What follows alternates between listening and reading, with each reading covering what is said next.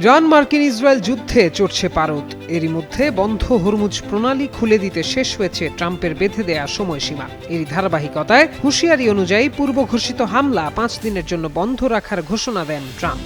একই সময় ট্রাম্প যুদ্ধ নিয়ে একটি চুক্তির বিষয়ে ইরানের সঙ্গে আলোচনার কথা জানান। মার্কিন প্রেসিডেন্টের পর এবার যুদ্ধ নিয়ে চুক্তির বিষয়ে মুখ খুললেন ইসরায়েলের প্রধানমন্ত্রী বেনিয়ামিন নেতানিয়াহু।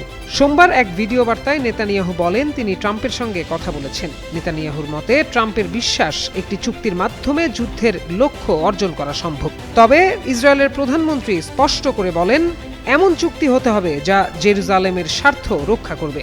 এক্ষেত্রে আইডিএফ এবং মার্কিন সামরিক বাহিনীর সাফল্যকে কাজে লাগানোর সুযোগ রয়েছে।